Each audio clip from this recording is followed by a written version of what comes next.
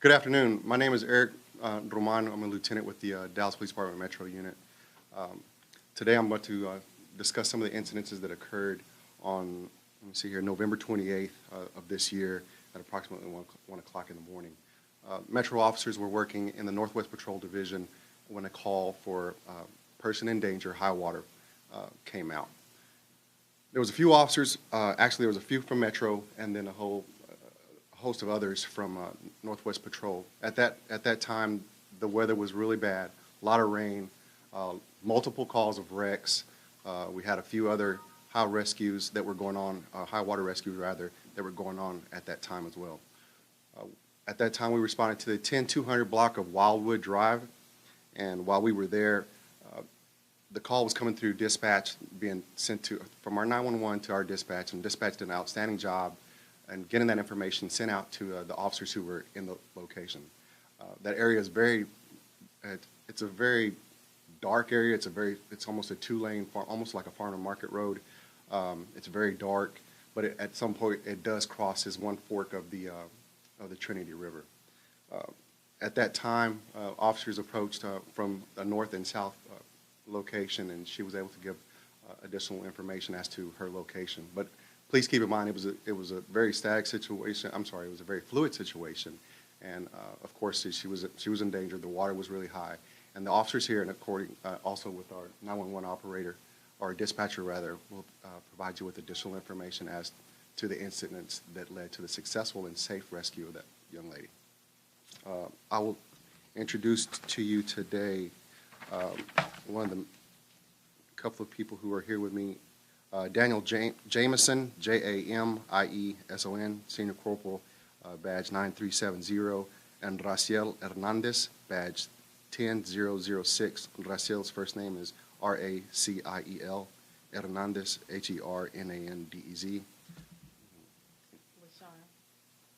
LaShawn Proctor. And LaShawn Proctor.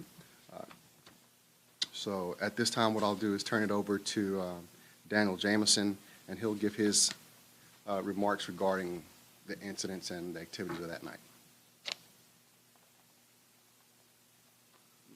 Myself and my partner responded on the southern side of this incident. We were out there along with Sergeant Brian Simons. We were listening to the radio traffic about her, the water being up to her chest, the water being over the headlights and taillights of her vehicle. We made the decision that we would enter the water and attempt to see if we could locate her. She wasn't sure where she was at. We entered the water, like I said, at the southern end, and waded out. Water got up to about chest deep for me, and we went out there, tried to locate her. While we were out there, we heard over the radio traffic that my partner Hernandez located her. They could see her a little bit further down on the northern end, and they went in and pulled her out. Obviously, it's dark. It's the middle of the night. It's raining. It's pouring. You're up chest deep in water. You're not exactly sure where you're going or how. If there's another drop off or if you might get carried away. What's going through your mind when you're wading out in the dark, chest deep in water to try and find someone? What are you thinking? We're just trying to find her. She's obviously in desperate need of help. She's on the phone in distress, and all we're trying to do is get to her. You're not really thinking. You're just trying to get to her.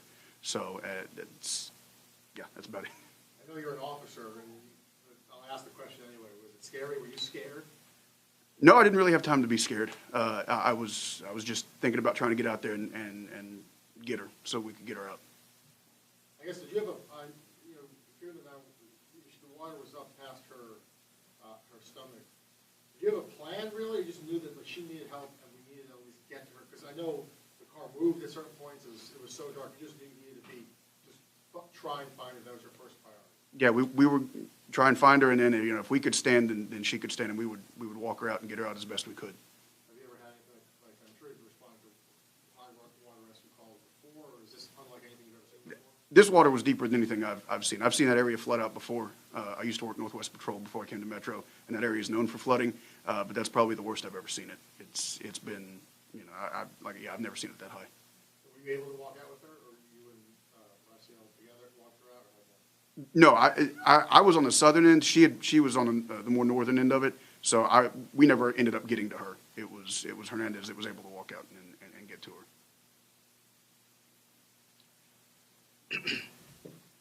Senior Corporal Rocio Hernandez. Like my partner said, I was the one that actually went and got her. Basically, my version of it was I was stationed at Luna in California Crossing, just kind of like hearing all the information getting relayed back and forth. I knew they had searched the east side and the west side, and they were already on the south side, deep in, and they still couldn't find her. So what I did was just kind of wait for a little bit to see what other information came out. And like Lieutenant said, dispatch was great because they said that they pinged their phone off of one of the streets. I think it was Wildwood, if I'm not wrong. So it just made sense. She obviously got somehow sucked into the northern side. So what I did was just went around Las Colinas, came back around Wildwood, and as soon as I pulled up, you could see her car and her lights flashing. So as soon as I saw it, I got out of my car and I started walking towards her. It started getting, first it was ankle deep, and then as I kept walking, it just kept getting higher and higher, and the current just started getting stronger and stronger. By now, I can yell at her and see what she was doing or how she was doing. I asked her if she could get her door open. She said she was having trouble with it. All I did was just make my way up there. I think by then I was probably like stomach deep or so, and pulled the door open. I got her out, and then I just held on to her because the current was still big. Like my partner said, there was a lot of water in that car as it was, and she had to have been cold and maybe scared because she'd been out there for a while. So I pulled her out, and then I held on to her, and she held on to me because I didn't want the current to take us back. And I just walked her out, and then we both just made it to dry land. And after that, I just gave her over to DFR and got her some blankets and good to go. You walked her out, or you were able to? Yeah, we were. What was going through your mind? Was she talking to you when you were walking her out? I think you were saying it'll be okay. You just trying to keep her calm? Yeah, that's exactly what I was doing because I was trying to let her know, hey, you're good, you're safe, we're gonna get out of this. I was honestly just talking to her about other things like who were you here to visit, what were you doing? She said she was going to go I think pick up her daughter from work, if I'm not wrong. So just talking to her, and then just kind of like trying to make her laugh if I could, and then finally when we got to dry land, you could tell she was just a lot better, and we got her in the back of our squad car, blasted the heat, and she was pretty okay. Do you think the current may take you away too? You mentioned the current was getting kind of strong. Is that a moment? Yeah, the funny part was where her car was, the current was the strongest. I think that's why her car got stuck there and her door wasn't opening. That's where I was, because you could just see the water just like pressing up against her car. And I was like, well, there's no going back now, and I have to do something because I don't want to get caught up in this either. So really, my thought was I got to get her out, and I got to get myself out, regardless of what happens. Somehow, we're just going to get out. And it did. It worked out perfect. So. Have you been back there? Seeing what the water obviously was forcing? What pinned the car? What was on the other side? I did go back there, and what I could see was that it looks like there's some kind of slope or something that just kind of like funnels the water that way. If I'm not wrong, I guess her car just kind of like was making her way through there, and she just got swept, and then all that water accumulated, and it kind of like sucked her in this like, I don't know, funnel, I guess, and it just pressured her car there, because her car after that wasn't really moving so much. It was more that it was just like getting pressured there, and the water just kept rising. How high was the water on the car? You guys are about the same height, so I'm guessing the water was somewhere up to your chest? Yeah, just about. It had covered most of my stomach, but the actual car was the front of the car, anyways, was almost completely, because her car was like at an angle, so her car was almost submerged. All I could see when I pulled up was the tail lights flash. And how'd you get her out of the vehicle?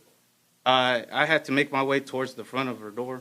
That's where I'm saying like the water pressure was pressurizing the door, and I just pulled it open. Yeah, I pulled it open. Yeah. And what gave you? Sorry. Well, the closest intersection. I mean, I know because the car was you were having trouble finding it. What is the closest intersection? I mean, Well, where I was at was Luna, like I said. okay. And the street, if I'm not wrong, where she was actually at was Wildwood, which might be in Las Colinas. Wildwood, California crossing. Yes, the California crossing. I was just gonna say, I know you you guys train to think under pressure and everything, but I don't think you don't really do high water rescue, but here you are, you have the presence of mind to get this woman out, and you're even cracking jokes trying to get her to relax, and like, what do you credit your presence of mind and your ability to save this woman's life?